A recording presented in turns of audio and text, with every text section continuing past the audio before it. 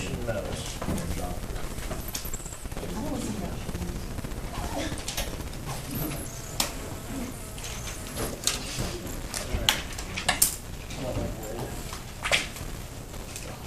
So, yesterday I told you guys that all the transition metals have 2 valence electrons.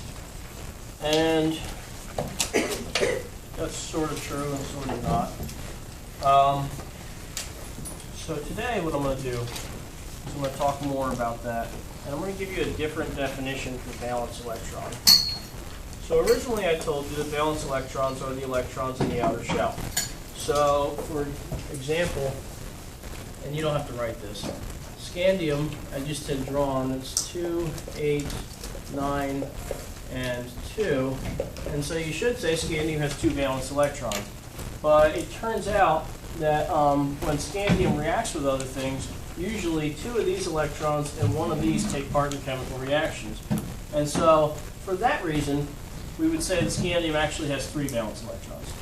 So the definition I'm going to give you today, and this is just a different way to define valence electrons. This, of course, you should write down. Valence electrons are the electrons that take part in chemical reactions.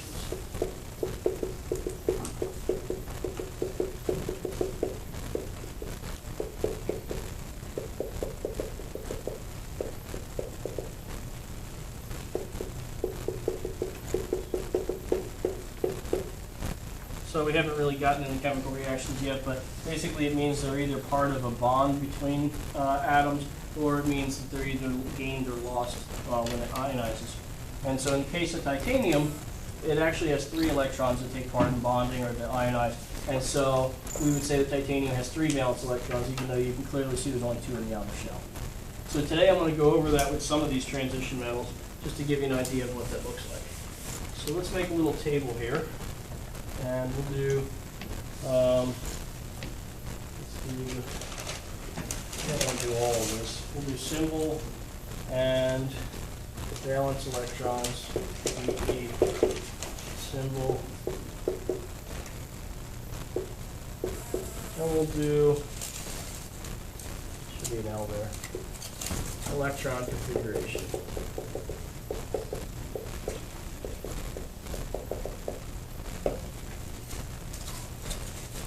So let's go back to scandium again. Scandium is Sc, which is on 21. So if we write the electron configuration, it's 1s2, 2s2, 2p6, 3s2, 3p6, and then 4s2, 3d1. Okay? And so when you look at this, what you should say is the 4th shell is the outer shell. So you see 4s2. It should have 2 valence electrons. But in reality, like I told you, according to this definition, scandium actually has 3 valence electrons. And that's a more functional definition, because that's what we care about. How does it react with other things? Why you added the 2 maxims? Yeah, so what ends up happening is that 3d1 electron will take part in chemical reactions also. So that one ends up being a valence electron. Although technically, according to the first definition I gave you, we shouldn't really count that as a valence electron. But today, it can be. Now, let's do some more. Titanium, it's even more interesting. 22, because titanium, let me write the electron configuration first. 1s2, 2s2, 2p6, 3s2, 3p6, 4s2, 3d2. Titanium, depending on what it reacts with, will act like it has different numbers of valence electrons. And so it can be 2, 3, or 4. And so what that's telling you, if you read that, is it's telling you, well, you have these 2 valence electrons, we know those are, but sometimes one or both of these will also react, and sometimes they won't, and they'll just sit there in the 3rd shell. So it can act like it has anywhere between 2 and 4 valence electrons. And that's not going to be the case for all of them. We have vanadium, 23. And so for vanadium, interesting, it does the same thing. Any of the d orbital electrons can be part of the reaction or not. 4 or 5. So it can be any of those numbers, but it's not always going to be any of those choices. All right, before I go any farther, I want to shorten this. I don't feel like writing this every time. So I'm going to show you a shortcut. Pay attention when I do it, because it's one of those things that you're going to have 1,000 questions. Here's the way you're allowed to use a shortcut. You go up to the last P6, right there. And you take that, and whatever that element is, you can just abbreviate that. So up till 3p6, that's argon, right? So rather than me write out 1s2, 2s2, 2p6, I'm just going to write argon. And I'll put it in brackets. Okay? Basically, whatever one you're going to use for the abbreviation has to be in the noble gases. It has to be in the last group on the periodic table. So argon, and then whatever comes after argon for this one, whatever comes after 3p6, I'll write out. So it's 4s2, 3d3. Okay. So that's the abbreviation. Anyway, if you don't understand the abbreviation, you just write it out the long way. All this means is this stuff here. Can I put ARBE? No. Can't do it that way. You can only use a noble gas here. Okay. Yes? You always gotta use argon? No. If I was doing something in row 5, I would use the last element in row 4, which is krypton. Oh, okay, so you gotta use the last element. The last element from the row before in the periodic table. Because these could change sometimes. It's not always 4s2. Some of these will actually be like 4s1, 3d10, which doesn't always happen. But anyway, that's why we use that rule. So you can only write a noble gas in brackets. 24 is chromium, Cr. In chromium, the choices are 2, 3, or 5. So it's not like you can just use any number of the d orbital electrons you want. There is no 4. No, chromium. Yeah. What did I forget? Chromium. That point. Thanks. Okay, and this of course is going to be 4s2, 3d4, right? We know that. We're just going up by 1 each time. 4s2, 3d4. So the choices are 2, 3, or 5. So it's going to be these 2 electrons, and then either one of these or 3 of these can take part, but not any number of them. So you don't have any choice you want. All right. I don't want to give you all of these, so let me stop there. If I ask you for the electron configuration for the rest of row 4, you know what to do, right? Manganese is going to be 3d5, iron is going to be 3d6, cobalt's going to be 3d7, nickel's going to be 3d8, right? You get the point. So that's it for that. All right, now I'm going to give you some information on some of these transition metals. This would be like random info about transition metals. So this is such a big group, I just wanted to spend more time like telling you about some of the individual elements so you get a feel for what they're like, what they do, things like that. So first off, did I say all? I hate using the word all, it's almost never true. Let's say most, yeah, that's a good idea. Most metals, I think I should say all because I think it's part of the definition. That's when all is true, right? If it's part of the definition. All right, most metals conduct heat and electricity.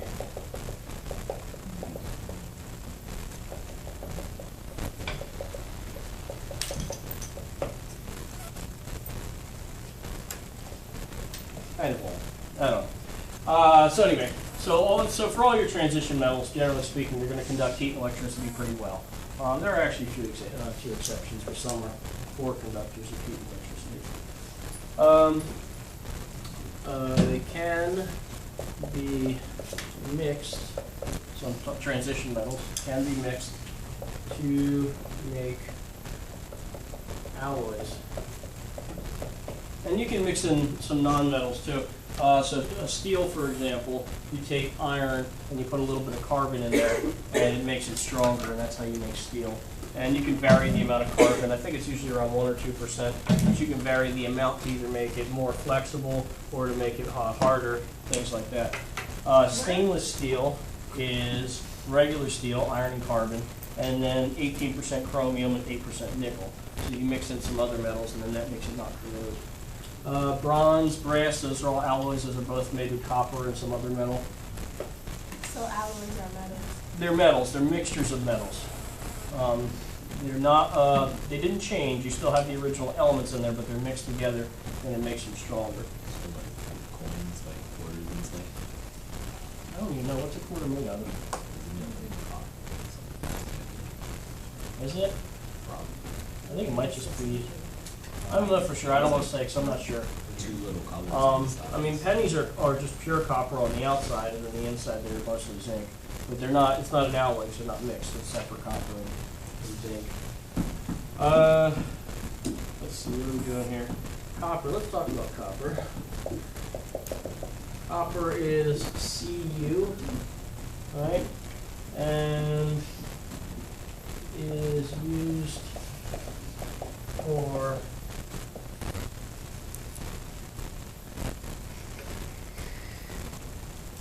piping and wiring. Copper is an interesting metal. It has a lot of really useful properties. One is that it's fairly inert. Copper can stay in like a normal room if it's not wet or it doesn't have like a lot of moisture in that room. Copper won't usually corrode. And then, like I said yesterday, even if it does corrode, it tends to form a protective coating, and then the inside copper stays there. So for that reason, it's good for plumbing. You wouldn't want, what's up? The last word is wiring. Wiring, yes, it says wiring. Piping and wiring. So you wouldn't want to use a metal for piping that was going to rust. You wouldn't use iron for piping. That'd be a terrible choice. But copper's good because it tends to last. We use it for wiring because copper is a great conductor of electricity, one of the best ones. Now, gold and silver are pretty good conductors of electricity, but copper is more abundant, and so it's much cheaper. What else? I guess that's it. Copper also kills germs. If you have water in a copper pot or something, it tends to kill germs. Tungsten. I was going to be mean and not write the symbol for tungsten. Then you guys would be looking for it for a half hour. It's W. Tungsten is very ductile. And so what I mean by that is you can pull it into really thin wires and it won't break apart. It's actually still very strong, but it's very thin wire. And has a high melting point.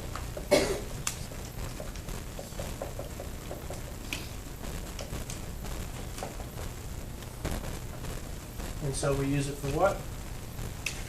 Remember I told you yesterday. So it's used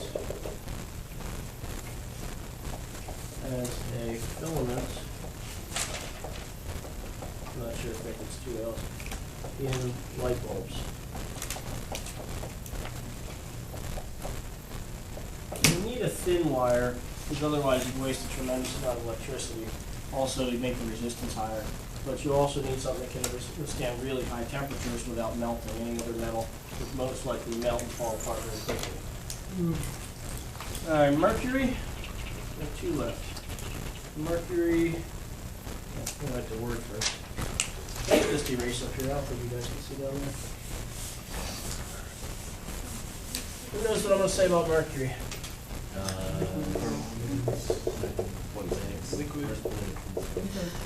Liquid, somebody said it. Mercury, Hg, is a liquid. I'm not going to write at room temperature, I expect you know that. Obviously it could be a solid if you put it in the freezer. I don't know if the freezer's cold enough, but you can make it solid, I guess. So mercury is one of the 2 elements in the periodic table that's a liquid at room temperature. The other one's bromine, which is one of the halogens we talked about. It's the only metal that's liquid at room temperature, which means it's useful in situations where you want a liquid metal. Now, where would you want a liquid metal? Thermometer, yeah, thermometer is one place, right? Because we want a liquid that'll expand and contract. And so we used to use mercury a lot in thermometers. Nowadays, they usually use electronic ones. In which you have electricity going through a wire, you measure the change in resistance, and that tells you temperature. Another thing we use mercury for, that you may not know, is in the thermostat. Used to be in hats, yes, it made people crazy. So mercury is used in thermostats because you need something where, basically in a thermostat, you have like a little glass bubble, And as you turn the thermostat, the mercury might be sitting here, and then it'll leak to the other side, and it'll connect to leads and turn the heater on. And then when you turn it the other way, then the mercury will switch it off because the mercury goes away, and then it breaks the connection, your heater switches off. Same thing with your air conditioning. So if you need something where you need an electrical connection, but you want it to move, then a liquid metal is a great choice. And so it was also used in thermostats. They're taking that away too because mercury is poisonous, so we try not to use it in anything anymore. Yeah, just know those things. What was the other thing we use it for? Also for barometers, right? Because it's very, very dense. So we use it in barometers, so we don't have to make them as tall as we would need to be for water. Last one, technetium. These are two here actually. Technetium and this TE, TC. Where is it? 43. TC. TC and lithium.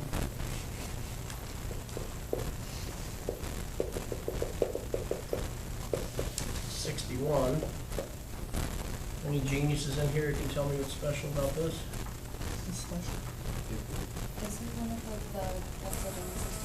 That's exactly what it is. I did not expect somebody to have that answer. They do not exist in nature.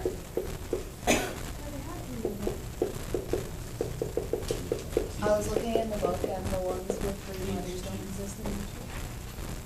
There you go. Nature. So these two, I can't spell the you threw me off. These two do not exist in nature, and so does anything over 92. So 93 and above are not found in nature, and these two. And so we only have them because we've made them, which means they're radioactive. When you hear do not exist in nature, that should also tell you that they're radioactive. And that's why they don't exist. If technetium is formed from something else, then it'll quickly decay into some lower number thing. I don't know what it would be, but it's either going to be 42 or 41 or something like that. They are useful though. Technetium, if you've ever gotten a PET scan, they inject you with technetium, and that's what gives off the positrons, which eventually gives off gamma rays. So we can use them for medical imaging and stuff like that. All right. Have you inject this with metal? Yeah, I mean, it'll probably be like a technetium salt or something. So I don't know, technetium chloride or something. What's after technetium? Like, what is that? Is that a number? 61. Very sloppy 6 right there. Let's try that again. There we go, 61. Why did I give you that? I should have given you the symbol, right? That's what I was doing. The symbol is PM. Yeah, I'm having a really off day today. All right, so I think we're done here. Questions? All right.